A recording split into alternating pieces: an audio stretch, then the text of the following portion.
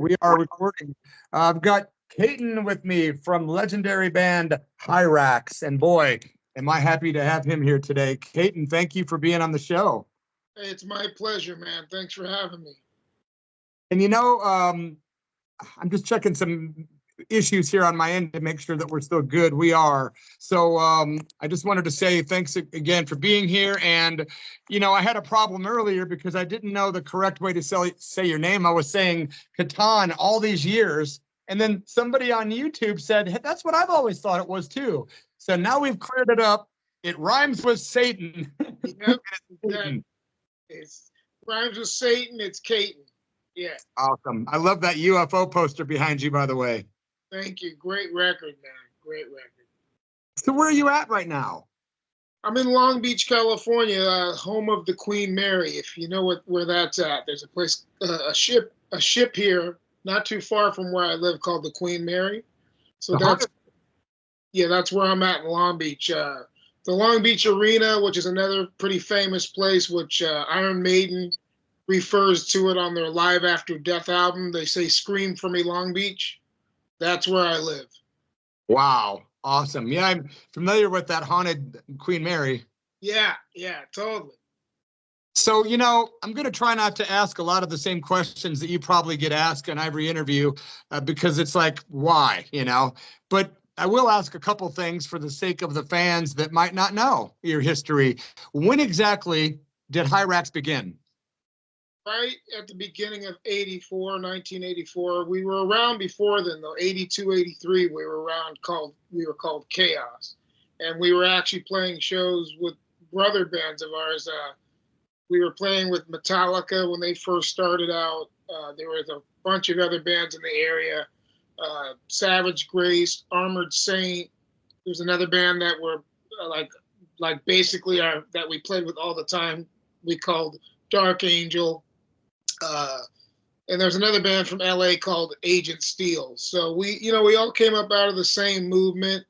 And right around 84 is when we changed our name to HIRAX, and we did a demo tape, and that demo tape got involved with the whole tape trading. There used to be this thing called tape trading.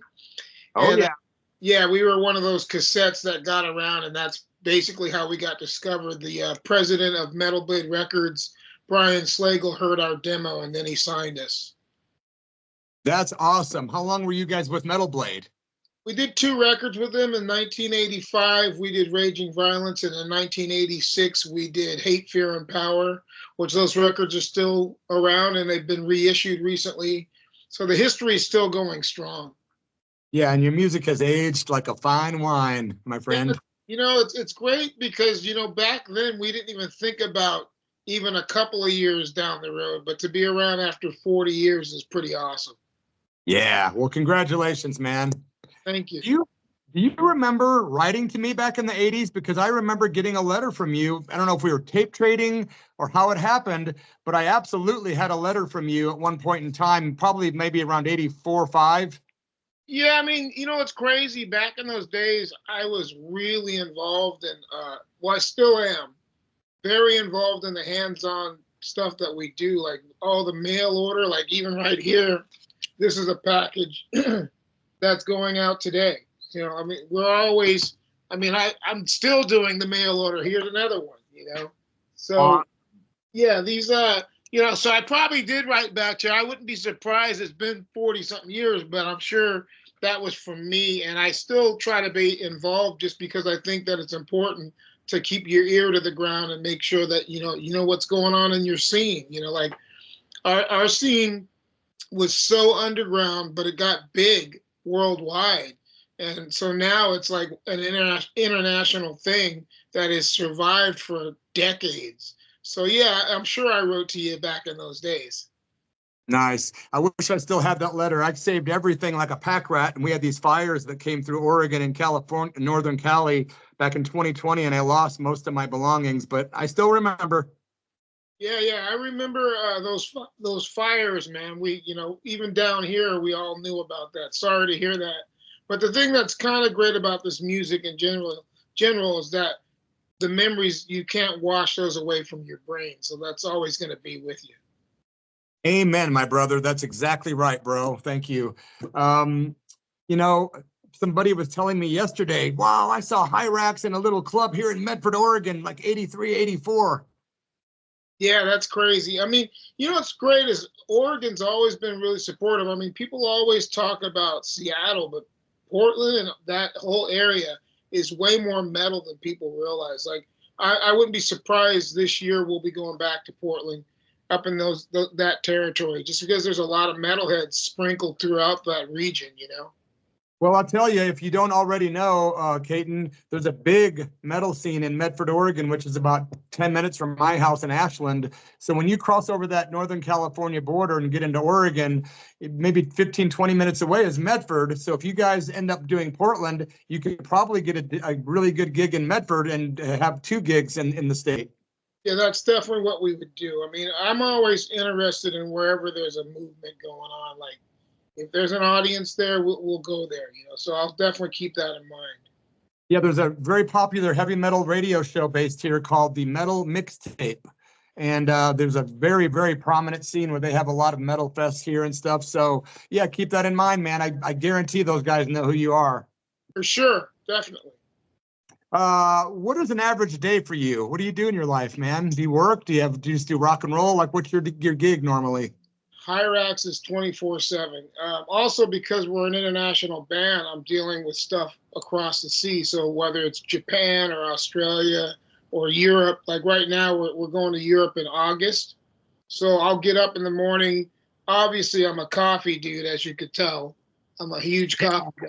So that's like the first thing I'll do besides, you know, me and my wife will get up, we'll get the coffee pot going, get ready for the day, and then I'll basically right away check all the messages, whatever, you know, social networking websites we have, which is pretty much everything.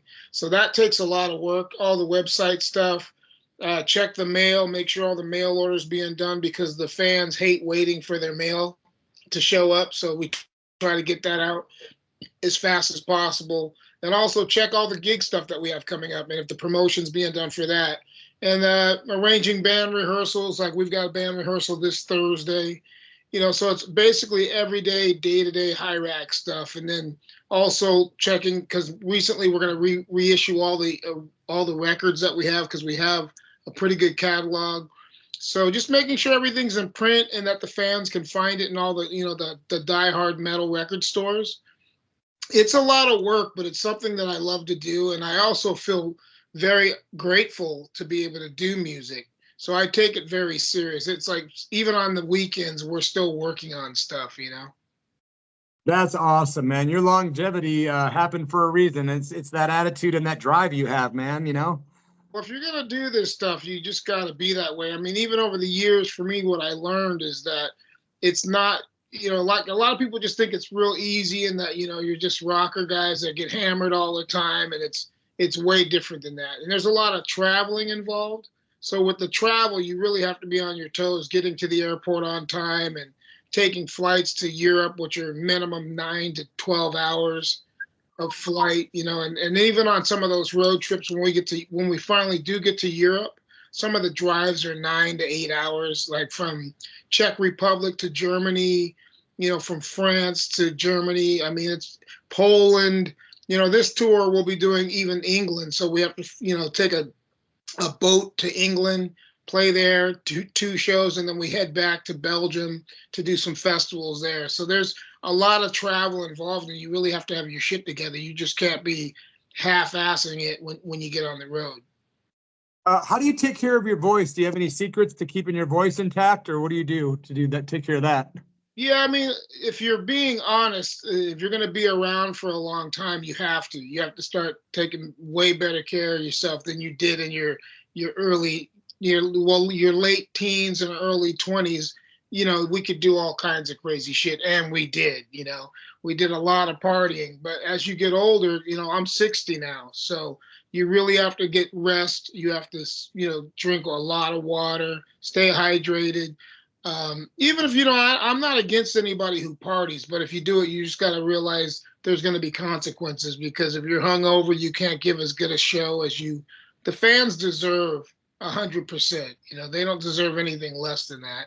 Some bands don't think like that, and that's okay. You know, like I said, I'm not going to tell anybody how to live their life, but for me, it's really important to give the fans a great show every night. And so a lot of rest. I mean, believe it or not, when we're traveling, we try to sleep as much as we can before we get to the next venue. And usually, I mean, it's a 24 hours thing. Like we'll drive, get to the venue, we have to unload the gear. You know, we have stage hands too, but there's a lot of carrying your own gear. There's a sound check, load in. After sound check, there's dinner. Then it's basically the doors open. The first couple of bands play, and then we play. So and that happens continually throughout the tour. Like we're gonna do 18 days, and we'll probably do 16 shows and have 2 days off. Yeah, Wow. it's pretty brutal. And then the other things that fans never really think about because they're not personally on the road with us, that there's things where you don't even get to do laundry because you're traveling. You know, it's like not like you can stop at a laundromat and just do your laundry. So you're constantly trying to maintain your gear and your clothing and dry them out because a lot, you know, we sweat a lot. We play under a really hot lights every night. So it's brutal. It really is, but it's also worth it because we love the fans. The fans that the reason we go out and do these tours. That's awesome, man. I love your attitude, bro. We all know about the past, or a lot of us do, but what about currently? What is like the latest recording from HIRAX? What's your latest album? What's the newest thing that people could find that's new? Well, we haven't done a record in a while. It's been a decade basically. Lots of reissues though, right? Lots of reissues. Yeah, the reissues, Raging Violence, Hate, Fear, and Power, those have been reissued and they look great, and they're on every format. They're on cassette, CD, and vinyl, colored vinyl. We had a label that was really supportive called Armageddon Records out of the East Coast, and they got involved and they really put a lot into it. And they worked with Metal Blade Records, which was a great combination because those guys know where to put metal records, you know? Yeah, right. So the reissues are out from 1985 and 86, and now we have a new record which is almost close to being released. We're still waiting on the final mix. It's being done in Florida right now, but there's also an EP because this is a pretty special record because the first mix was done by this guy named Bill Matoyer, and he did Armored Saint and Slayer and Sacred Reich and Sarith Ungol. He did a bunch of metal bands, and he's a legendary producer. But what happened is while we were working on this record, he just didn't have the time, so we had to get another producer so we could get the record completed and put out on time. So we're still taking the mixes that he was able to do, and there's going to be an EP for this tour that we have coming up. We're going to be in Europe from August 1st through the 18th, doing a pretty big tour. And that's going to also coincide with, on August 1st, we have a release of an EP, which is the original mixes that Bill Matoyer did for Faster Than Death, which is the name of our new record, Faster Than Death. And so there's going to be an EP for that tour, vinyl only with those mixes, which is really cool because, we come from that scene where, you put out singles and you put out limited edition stuff because the fans love that, and so do we. And we wanted to give something special just for the tour. So that's coming out for that. But when we get back from the tour, then we've got some dates with this German band called Sodom. We're going to do San Francisco and we're going to do New York. And right around that time, the full-length album, the complete album, will be coming out, and that'll be the full-length version of Faster Than Death. And that's going to also be announced who the producer is. We can't announce it right now, but I will definitely let you know. You'll be one of the first to know because he's a legendary producer. But we wanted to wait till the record was finally finished before we announce who it is. But I can tell you this, his records are in every metalhead's record collection, which is saying a lot because, legendary producers, there's like a handful of those. But this guy's one of the top producers. Like I said, everybody that I know who's a metalhead has at least 3 of his records in their collection. Easy. You're such a tease, Katon. I mean, I really wish I could say something, but I also feel like, you really got to wait till the cat's, or till the turkey's cooked. And then once we can let the cat out of the bag, we will. But it's going to be worth the wait because it's really, even for me, I'm humbled to have this guy mixing the record. Like after hearing the mixes, I've heard 4 of the mixes already. It's halfway done. I would love to work with him again on like the next record. That's how awesome of a job he's done. And I already was a fan of his music anyways, the records that he's done. So when he said he would do our record, I was like blown away. Wow. And after hearing his mixes, it's like, now I know why he's one of the top heavy metal producers of all time, because he took the record to a whole nother level, you know. That's awesome, bro. I'm so looking forward to hearing it and finding out that information too. And you mentioned some bands that I haven't thought of in a while. Sirith Ungol. I remember them from the Metal Massacre records, and Sodom and all these bands like Dark Angel, Armored Saint. Who are your personal favorite metal bands off the top of your head? Who are your favorite, if you were to rattle them off? Well, that's, you know, pretty, I mean, some of them are going to be expected, you know, like obviously UFO, Thin Lizzy, Iron Maiden, especially the Paul Di'Anno years, like the Killers album and the first album, and even Made in Japan. I love those records. Obviously Priest. But, you know, I'm a nerd, so when it comes to Priest, it's like Stained Class, Sin After Sin, Sad Wings of Destiny, and obviously Hellbent for Leather. Those records really mean a lot to me. Who else, man? I mean, obviously, you know, growing up, too, the reason I got into all the heavy stuff, though, was from the rock and roll and the hard rock shit before that. So, obviously, Jimi Hendrix. There was an American band called Montrose that I grew up on. I love Montrose. You know, Robin Trower. You know, all that stuff. You know, all that stuff. You know, including like say Frank Marino and Pat Travers. All that stuff for me was like a gateway drug to the heavier stuff. You know. That's a great way to put it. You know, Frank Marino has been on the show about 5 times. I'm a huge fan of Frank, and I'm still in touch with him. You've got great taste, my friend. I love nerds. Thank you. Hey, next time you talk to Frank, tell him one of my all-time favorite records is Juggernaut. That record's amazing. You're really, man, we're 2 peas in a pod. Everything you're talking about, I'm just like melting over here. Yeah. Well, there's certain records, man, that you just got to give credit to. The first Montrose record, Robin Trower, Bridge of Sighs. You know, there's certain records you just gotta give credit to. Dude, Bridge of Sighs is amazing. I love Robin Trower. Whew. Yeah, so that's, you know, that's the stuff that got me into it. And I always, whenever people do ask me those questions, I try to pay tribute and mention those bands, because I think that if you're a younger musician, you know, or a fan, you know, you want to learn, and it's always good to hear other musicians talk about stuff that inspired them, because hopefully these kids will find those records and go, fuck, I had no idea about these artists, you know. Amazing, man. You know, the show that you're on right now is an entertainment, kind of a variety show. Don't have a lot of time for long interviews, but I'd like to maybe talk to you again down the road. But I love the information received today. It's great to see you. You look healthy and happy. Yeah, you're super inspiring for a guy like me that's kind of teetering on doing music part-time instead of full-time. You're inspiring me to pick up the leashes and get a little harder, man. But you should, man. There's always somebody out there that wants to hear music, and music's an international language. And think about it. Really, at this time in the world, music is fucking needed. It is so needed. So if you can turn, or even this show, when you're turning people on to more music, and a lot of the stuff they're not going to even know about, which is great. It's like you're giving them a handbook to check out some great music that'll enhance their life. And there's nothing better than that, man. Amen. Well said, and much appreciated.